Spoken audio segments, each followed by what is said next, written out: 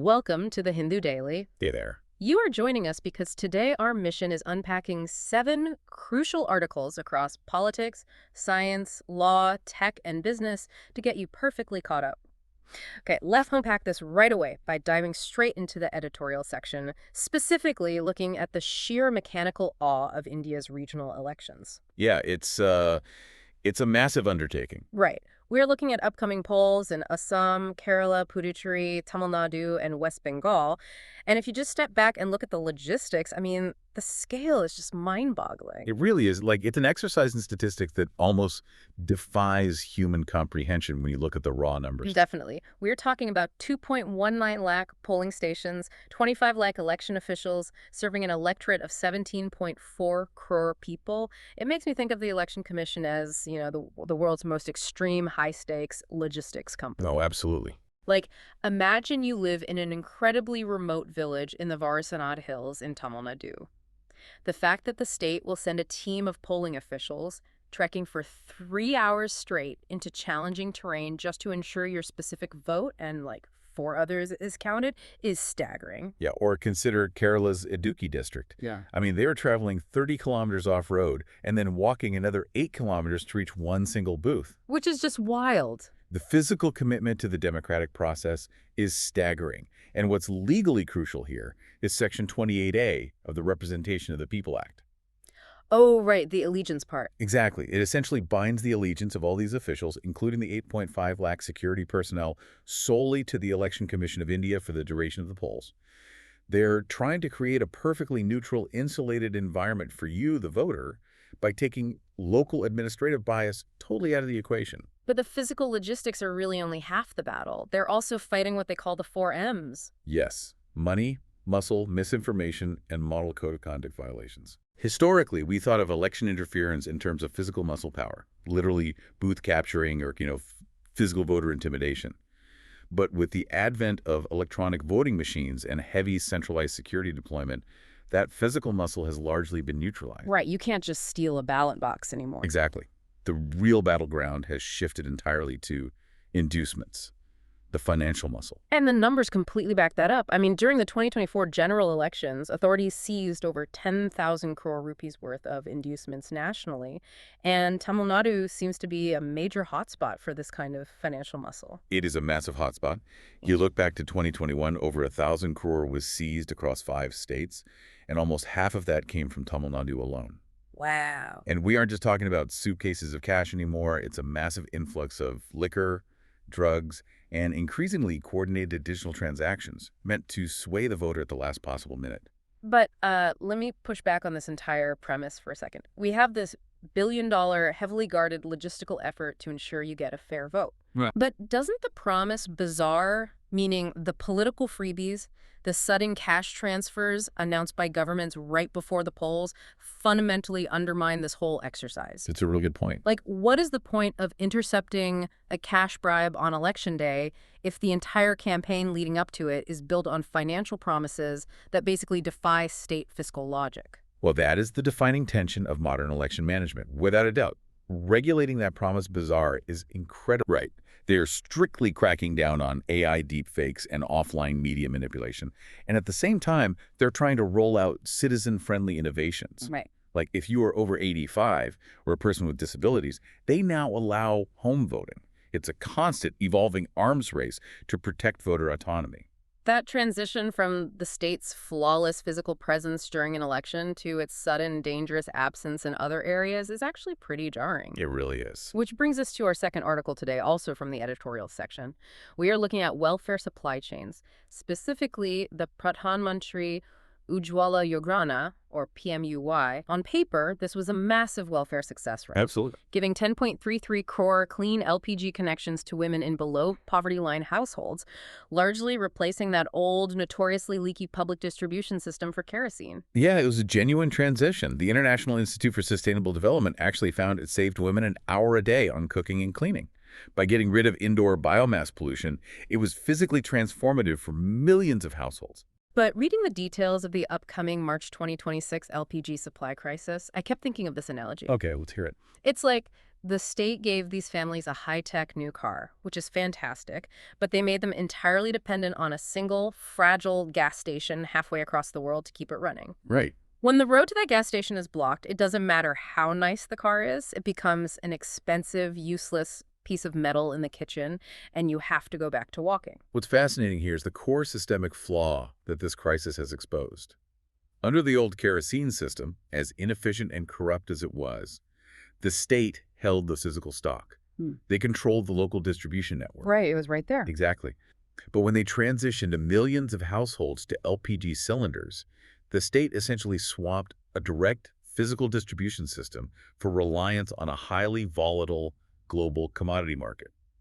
And they completely failed to build a safety net for when that global market inevitably stressed. Because India imports about 60% of its LPG, and 90% of those imports pass through one specific maritime choke point, the Strait of Hormuz. Exactly. And when the escalating war in West Asia disrupted shipping through that single strait, the supply chain just broke. Now, here is where the policy gap becomes glaring.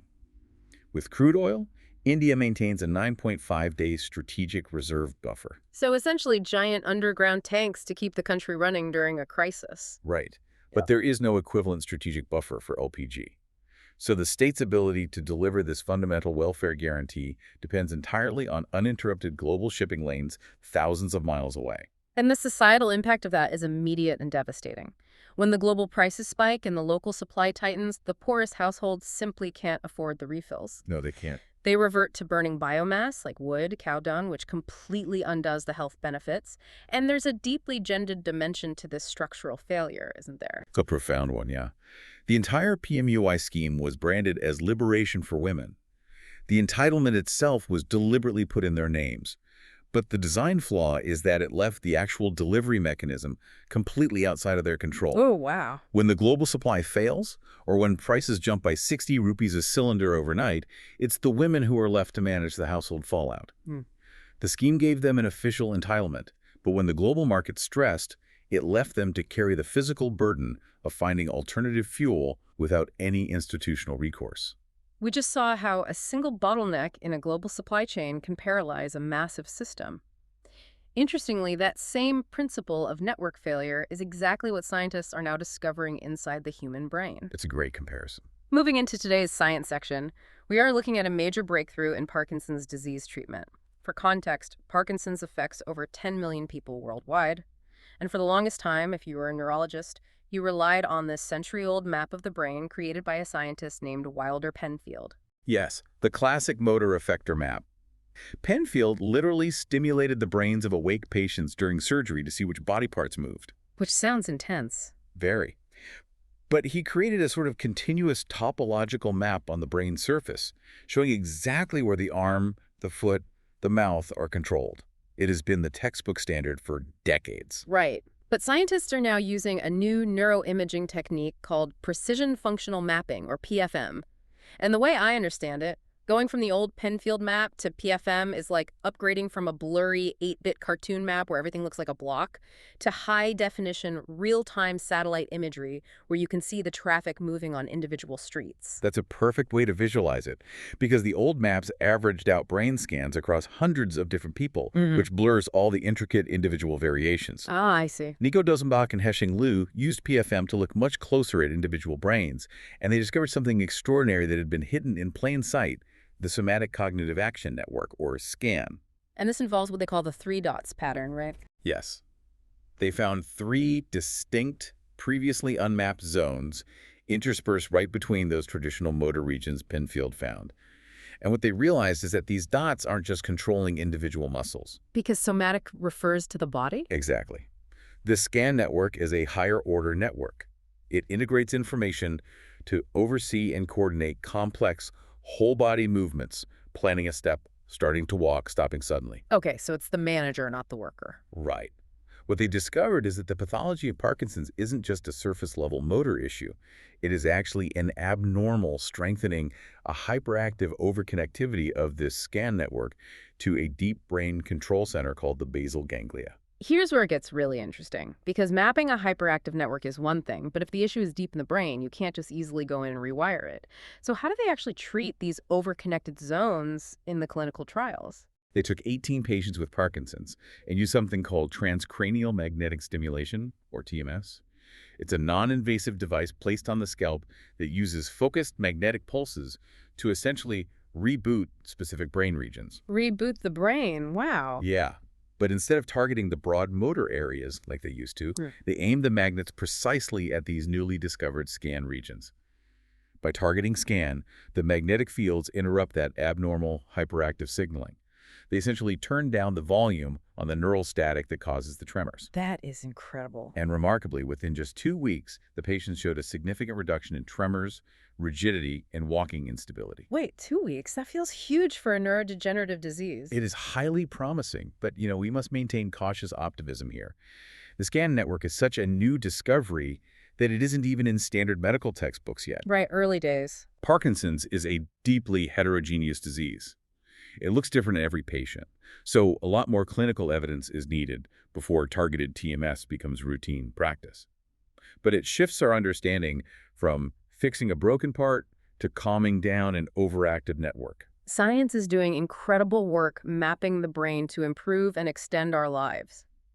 But that brings us to a really difficult transition as we move into the text and context section of the paper, exploring what happens when medical intervention merely prolongs suffering. Yeah, a much heavier topic. We are looking at the legal and ethical boundaries of life support, specifically the Supreme Court's recent landmark judgment in the Haresh Rana case. This is a profound legal moment. The court, for the first time, explicitly allowed the withdrawal of clinically assisted nutrition and hydration, or CNH, for a patient in a vegetative state. Which is a huge precedent. It is. This builds on the foundation laid by the Aruna Shanbhag case in 2011, which first recognized advanced medical directives, and the common cause rulings, which established that the right to die with dignity is an inseparable part of your fundamental right to life under Article 21 of the Constitution. But let me challenge this from a societal level because this makes people nervous. Yeah. If life is fundamentally a biological imperative, how do we legally codify the exact moment when dignity overrides biology? It's the ultimate ethical question. Especially without opening a really dangerous door. Like, how do we ensure that vulnerable people, the elderly, the disabled, the poor, don't start feeling financially or socially pressured to choose death just so they aren't a burden on their family's hospital bills? This raises an important question, and it is the exact ethical tightrope the court is grappling with. We are transitioning from a rigid imperative to protect biological life at any cost to valuing the actual quality of that life. So how do the medical boards actually decide? Ethically, the medical boards reviewing these cases ground their decisions in 3 core principles. First, autonomy, the patient's right to decide their own bodily destiny. Second, beneficence, acting strictly in the patient's best medical interest.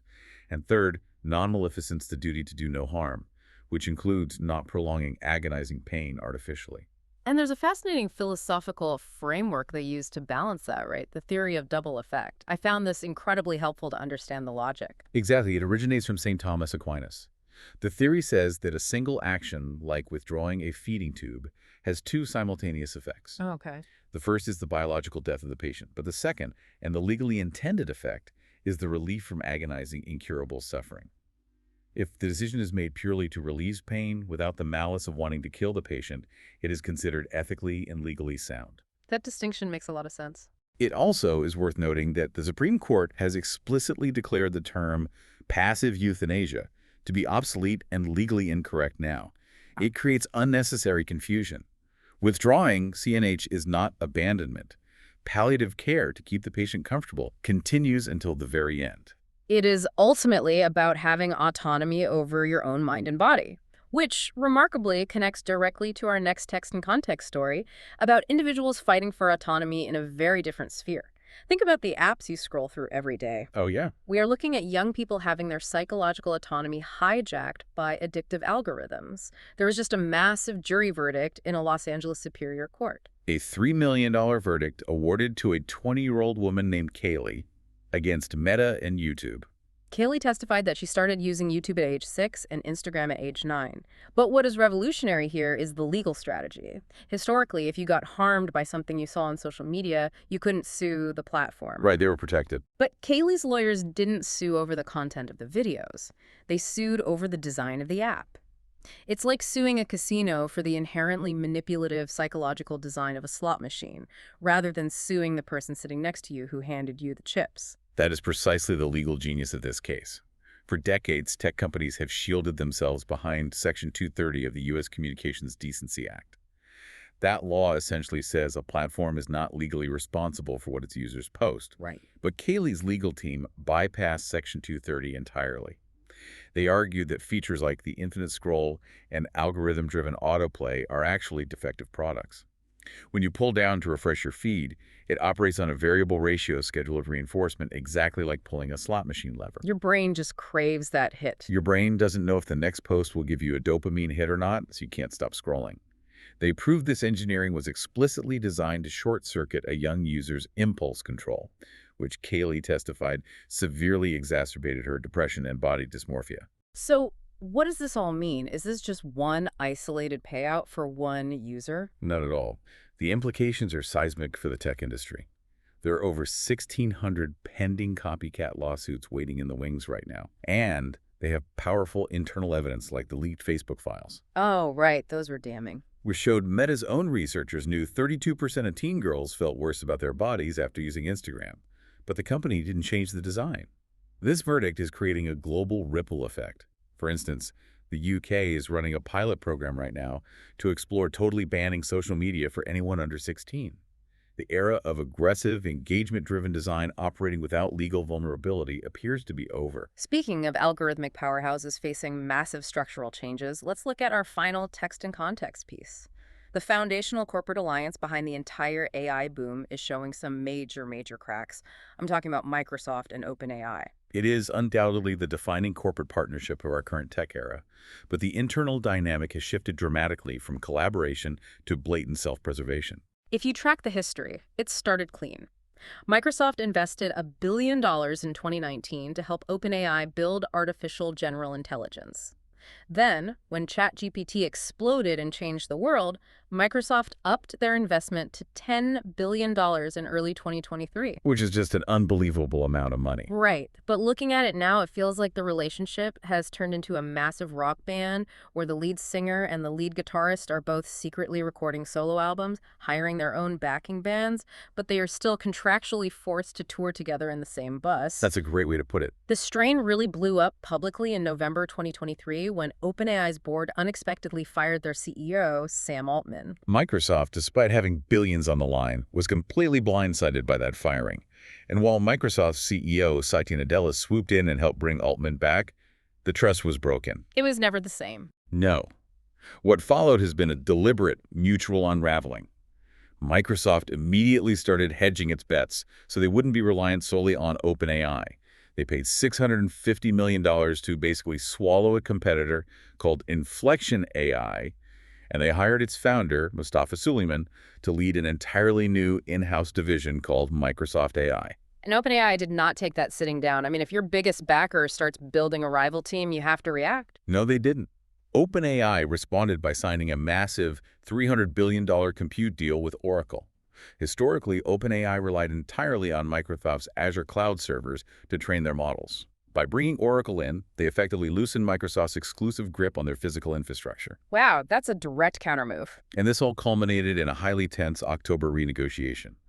Microsoft now holds a 27% stake in OpenAI, which is currently valued at a staggering $135 billion. But Microsoft formally lost their right of first refusal to be OpenAI's sole compute provider.